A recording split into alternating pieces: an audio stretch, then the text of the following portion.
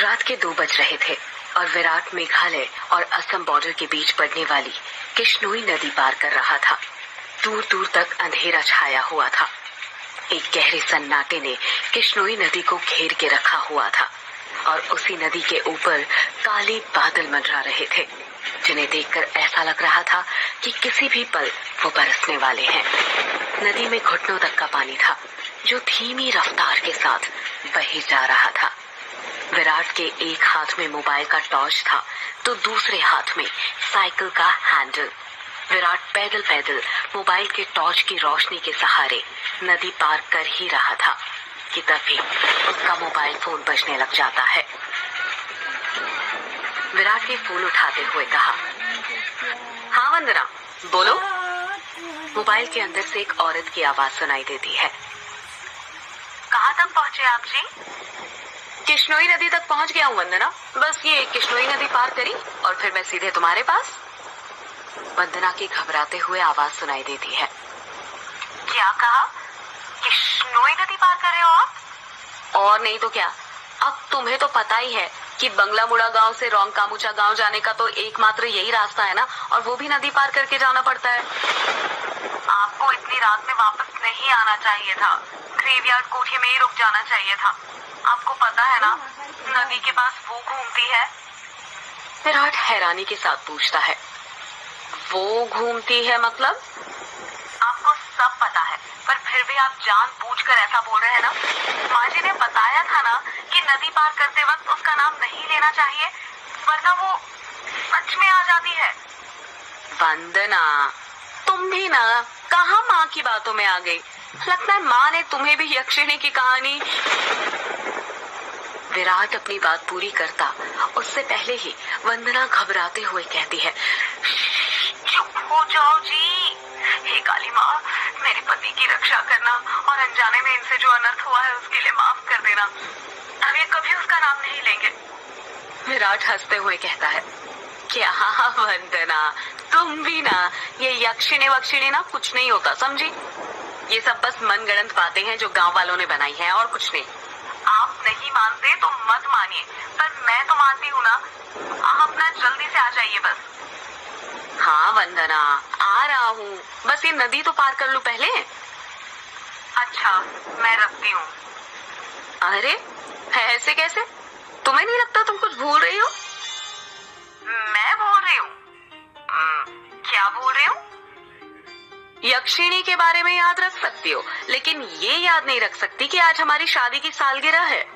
गलती हो गई जी, माफ कीजिएगा। आपकी फिक्र में तो मैं भूल ही गई थी। विराट मुंह बनाते हुए कहता है, अब भूल गई थी ना तो उसकी सजा तो मिलेगी तुम्हें। सजा के लिए तैयार रहना। वंदना प्यार से पूछती है, अच्छा, तो क्या सजा देंगे आप? तुम्हारी सजा ये है कि तुम्हें आज रात भर जागना पड़ेगा। वंदना शर्मा जाती है और शर्माते हुए कहती है, आप भी ना कैसी कैसी बातें करते हैं आप। अरे अपनी पत्नी से ऐसी बातें नहीं करूंगा तो किससे करूंगा? ठीक है, आ जाइए, मैं इंतजार कर रही हूँ आपका। जल्दी आना। वंदना फोन कट कर देती है और विराट वापस से नदी पार करने लग जाता है। अभी विराट ने 1-2 कदम आगे बढ़ाए ही थे कि तभी उसको पायल बजने की आवाज सुनाई देती है। विराट को लगता है कि उसके पीछे से कोई लड़की भागते हुए निकली हो। पायल की आवाज सुनकर विराट जहां पर था वहीं पर रुक जाता है और पीछे मुड़कर देखने लग जाता है। जब वो पीछे मुड़ता है तो सिवाय अंधेरे के उसे कुछ दिखाई नहीं देता। उसके पीछे कोई नहीं था। ये वंदना भी ना यक्षिणी का नाम लेकर ना मेरे मन में ना उसका वहम डाल दिया है और वही वहम डरा रहा है अब मुझे। और वैसे भी मैं तो खुद यक्षिणी से मिलना चाहता हूँ। बड़े चर्चे सुने हैं उसके, सुना है बड़ी खूबसूरत है। इतना कहकर विराट वापस से आगे बढ़ने लग जाता है। विराट मुश्किल से अभी 1-2 कदम ही चला था कि तभी उसे नदी के किनारे पर एक काला साया दिखाई देने लग जाता है। उस काले साए को देखकर विराट के कदम अपने आप थम जाते हैं। साई को देखकर ऐसा लग रहा था कि जैसे वो विराट का ही इंतजार कर रहा था। काले साई के पास से पायल के बजने की आवाज और चमेली के फूल की खुशबू आ रही थी। विराट के हाथ पैर कपकपाने लग गए थे। विराट डरते हुए कहता है, कहीं वंदना की बातें सच तो नहीं थी? ये यक्षिणी तो नहीं? विराट उस साई को देखकर इतना डर गया था कि उसका पूरा चेहरा पसीने से लथपथ हो गया था। विराट के हाथ पैर ठंडे पड़ गए थे। उसका दिल जोरों से धड़कने लग गया था। उसे समझ नहीं आ रहा था कि वो क्या करे। विराट डरते हुए कहता है, कौन है वहां पर? कोई जवाब नहीं आता है। सन्नाटा अब भी छाया हुआ था। विराट अपने मोबाइल का टॉर्च उस काले साए पर मारने लग जाता है। जब उस टॉर्च की रोशनी उस काले साए पर पड़ती है तो विराट देखता है कि वो साया और किसी का नहीं बल्कि एक लड़की का था। नदी के किनारे पर एक बहुत ही खूबसूरत लड़की खड़ी हुई थी, जिसकी उम्र करीब 24 साल और लंबाई 5 फीट 2 इंच थी। उसकी लंबी सी गर्दन, गुलाबी से होंठ, बाल खुले हुए जो उसके कमर तक आते थे, उसका गोरा बदन और उसी गोरे बदन पर उसने काली साड़ी पहन रखी थी। वो लड़की किसी अप्सरा से कम नहीं लग रही थी। वो इतनी खूबसूरत थी कि कोई भी मर्द उसका रूप देखकर अपनी हदों को भूलकर उसकी बाहों में मदहोश होना चाहेगा। वो लड़की अपने हाथ से विराट को इशारा करते हुए अपने पास बुलाती है। उस लड़की को देखकर विराट भूल गया था कि यक्षिणी जैसी कोई चीज भी होती है। विराट अपनी साइकिल को वहीं पर छोड़ देता है और जल्दी जल्दी उस लड़की के पास जाने लग जाता है, जैसे उसके बदन में कोई आग लग गई हो। विराट उस लड़की के पास जाकर उससे धीरे से पूछता है, कौन हो तुम और यहाँ पर क्या कर रही हो? क्या नाम है तुम्हारा? लड़की अपने चेहरे पर मुस्कान लाते हुए कहती है, नाम में क्या रखा है? जो रखा है काम में रखा है। कैसा काम? लड़की विराट की आंखों में देखते हुए कहती है, वही काम जो तुम घर पर जाकर अपनी पत्नी के साथ करने वाले थे। तुम उसे आज रात भर जगाना चाहते थे ना? क्या तुम मुझे नहीं जगाओगे? उस लड़की की आंखों में एक नशा सा था, जिसे देखकर विराट सब कुछ भूल गया था। ऐसा लग रहा था जैसे वो उसके वश में आ गया हो। विराट भी उस लड़की की आंखों में देखते हुए कहता है, हाँ क्यों नहीं, मैं तुम्हें आज रात क्या, कल परसों नरसों हमेशा जगा कर रखूंगा। कभी नहीं सोने दूंगा तुम्हें। इतना कहते ही विराट उस लड़की को अपने सीने से सटा लेता है और अगले ही पल दोनों नदी के रेत पर निर्वस्त्र पड़े हुए थे। दोनों के जिस्मों की गर्मी से रेत उनके शरीर पर चिपक गई थी। उस लड़की के बदन में से चमेली के फूलों की खुशबू आ रही थी। लड़की नीचे थी और विराट उसके ऊपर। विराट के माथे की पसीने की बूंदें ये साफ जाहिर कर रही थी कि वो थक चुका था और उसके बदन की सारी ताकत खत्म होने वाली थी। पर उस लड़की का चेहरा देखकर ऐसा लग रहा था जैसे अभी तो कुछ हुआ ही नहीं था।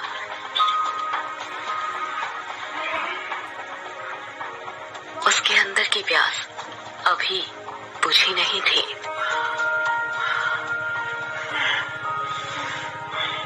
विराट अपनी चरमोत्कर्ष अवस्था में पहुंचने वाला था और कुछ ही पल में वो उस लड़की के बदन पर ध्वस्त होने वाला था।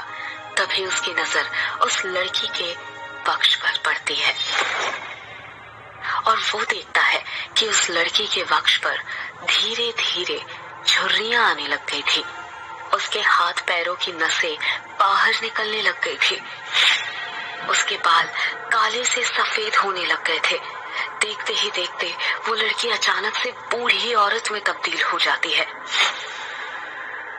ये सब देखकर विराट की आंखें फटी की फटी रह गई थी।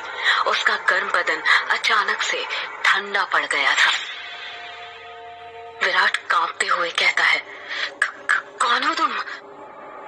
वो लड़की धीरे से कहती है, मैं यक्षिणी, तेरी मौत। ये सुनकर विराट के रोंगटे खड़े हो जाते हैं और वो झट से उससे दूर हटने लगता है, पर उसी वक्त यक्षिणी उसे अपने दोनों हाथों से पकड़ लेती है और कहती है, अभी कहाँ जा रहे हो प्रियतम? मेरी प्यास अभी बुझी नहीं है। तुम तो मुझे कल, परसों, नरसों हमेशा तक जगाना चाहते थे ना? क्या हुआ? थक गए या डर गए मेरा असली रूप देखकर? विराट उसका खौफनाक चेहरा देखकर इतना डर गया था कि कुछ भी नहीं बोल पा रहा था। उसको यक्षिणी की आंखों में खुद की मौत नजर आ रही थी। यक्षिणी गुस्से में कहती है, वासना की प्यास में तू ये भूल गया कभी कि तेरी पत्नी वंदना तेरा घर पर इंतजार कर रही है और तू यहाँ पर मेरे साथ? तुम मर्द कभी एक स्त्री से प्यार नहीं कर सकते। तुम्हारी हवस कभी खत्म नहीं होने वाली। इतना कहकर यक्षिणी अपना हाथ विराट के सीने पर रख देती है। यक्षिणी के लंबे लंबे काले नाखून थे जो चाकू की तरह पैने थे। विराट डरते हुए कहता है, नहीं नहीं, ऐसा मत करो, जाने दो मुझे। जाने ही तो दे रही हूँ। पहले बटोला, पहले बटोला, पहले बटोला। इतना कहकर यक्षिणी अपना हाथ विराट के सीने के अंदर घुसा देती है और उसी वक्त जोर से काले बादल गरजने लगते हैं और बारिश होने लग जाती है। विराट के शरीर का खून नाखूनों के सहारे यक्षिणी के शरीर में जाने लग जाता है। जैसे जैसे खून यक्षिणी के शरीर के अंदर जा रहा था, वो वापस से जवान होते जा रही थी। यक्षिणी वापस से अपने पुराने रूप में आ गई थी और विराट का शरीर सूखकर सफेद पड़ गया था। उसके अंदर खून की एक बूंद तक नहीं थी, पर उसकी धड़कनें अब भी चल रही थी। यक्षिणी अपना मुंह विराट के कान के पास ले जाती है और फुसफुसाते हुए कहती है, राम नो राम रो, राम रो, राम नो राम नो, राम रो। इतना कहकर यक्षिणी अपना खून से सना हाथ विराट के सीने से बाहर निकालने लग जाती है। जैसे ही यक्षिणी अपना हाथ विराट के सीने से बाहर निकालती है, विराट अपना दम तोड़ देता है, क्योंकि यक्षिणी के हाथ में विराट का दिल था जो सिकुड़ चुका था। अगले ही पहल यक्षिणी विराट का दिल लेकर गायब हो जाती है, ठीक उस तरह जिस तरह बारिश की बूंदें होती है।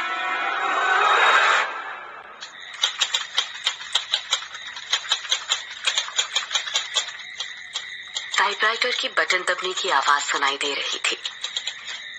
एक आदमी जो कि कोट पैंट पहना हुआ था, एक बंद कमरे में सफेद टाइपराइटर के ऊपर कहानी टाइप कर रहा था। उस आदमी ने बड़ा सा गोल चश्मा पहना हुआ था। कमरे के अंदर चारों तरफ बुक शेल्फ रखी हुई थी, जिनमें करीब 1000 से भी ज्यादा किताबें जमी हुई थी। टेबल के ऊपर ही एक एश ट्रे थी, जिसमें कुछ आधी जली तो कुछ पूरी जली सिगरेट और ऐश रखी हुई थी। लेखक खुद से कहता है, चलो ये भाग तो पूरा हुआ। अब दूसरे भाग में वंदना अपने पति की मौत का बदला लेगी, साथ में यक्षिणी के अभिशाप का पता भी लगाएगी और उसे ना इस अभिशाप से मुक्ति दिलाएगी।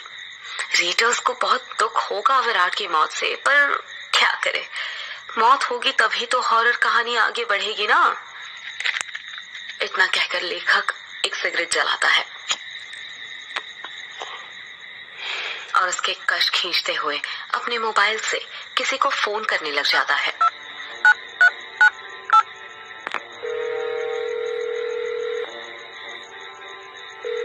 फोन के अंदर से उबासी लेते हुए आवाज सुनाई देती है, हेलो, कौन? हेलो जगदीश, वो मैं बोल रहा था कि कहानी तैयार हो गई है। अच्छा सर, आप है? क्या कहा आपने? कहानी कहानी तैयार हो गई। ये तो बहुत अच्छी बात है सर, पर बुरा मत मानिएगा सर। ये बात आप मुझे सुबह भी तो बता सकते थे। इतनी रात में कॉल करने की क्या जरूरत थी? लेखक सिगरेट का कश खींचते हुए कहता है। क्या कहा? इतनी रात में? आखिर अभी वक्त ही क्या हुआ है? बस। लेखक ने इतना कहा ही था, तभी उसकी नजर उसके हाथ की पुरानी सी वॉच पर पड़ती है और वो देखता है कि रात के 3:05 हो रहे थे। लेखक अपनी गलती महसूस करते हुए कहता है, अरे 3 बज गए, इतनी रात हो गई। मुझे तो पता भी नहीं चला। मुझे तो लगा अभी 9-10 ही बज रहे होंगे। कोई बात नहीं सर, मैं समझ सकता हूँ। आप इतनी लगन के साथ इतनी कहानी लिखते हैं कि आपको वक्त का एहसास ही नहीं होता। हाँ, ये तो है। देखना, जब ये किताब आएगी ना तो लोगों के रोंगटे खड़े हो जाएंगे। रात भर जाग कर ये कहानी लिखी है मैंने। वो तो होनी ही है सर। आखिर आपकी कहानी में जान होती है, इतनी जान कि सोए हुए मुर्दों को भी जगा दे और उनको भी कहानी सुनने के लिए मजबूर कर दे। वैसे अभी जो कहानी आपने लिखी है उसका नाम क्या है? इस कहानी का नाम है यक्षिणी एक डायन। मोबाइल के अंदर से हैरानी के साथ आवाज सुनाई देती है।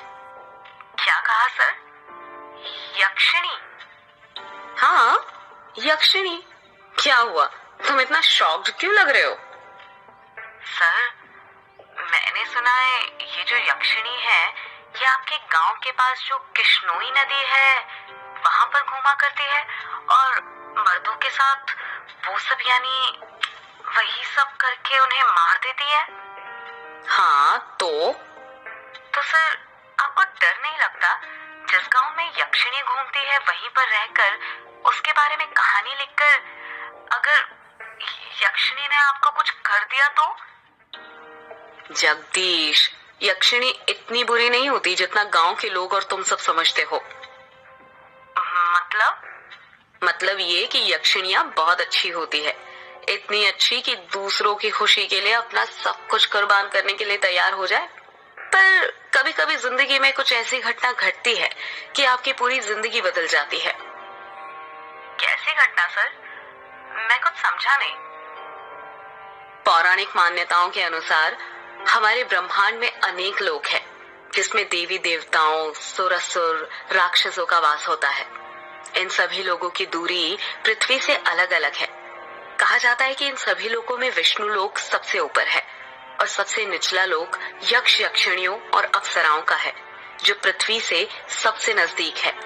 जो लोक पृथ्वी के सबसे नजदीक है, उस लोक के देवी देवताओं की पूजा करने से वो देवी देवता जल्दी प्रसन्न होते हैं। जगदीश बीच में ही बोल पड़ता है। ऐसा क्यों सर? उस लोक के देवी देवता जल्दी प्रसन्न क्यों होते हैं? क्योंकि लगातार ठीक दिशा और समय पर किसी मंत्र की साधना करने से उन देवी देवताओं तक तरंगे जल्दी पहुंचती है। यक्ष यक्षिणियों के लोक में से ही एक यक्षिणी द्वापर युग के अंत में पृथ्वी पर आई थी, जिसको एक अभिशाप मिला था। एक ऐसा अभिशाप जिसने उसकी जिंदगी बदल दी थी। कैसा अभिशाप सर? आप किस अभिशाप की बात कर रहे हैं? और उसे ये अभिशाप किसने दिया था? एक दूसरे लोक से पृथ्वी लोक पर आई यक्षिणी को एक अभिशाप मिला था। आखिर क्या था वो अभिशाप और किसने दिया था? जानने के लिए सुनते रहिए यक्षिणी एक डायन का अगला एपिसोड।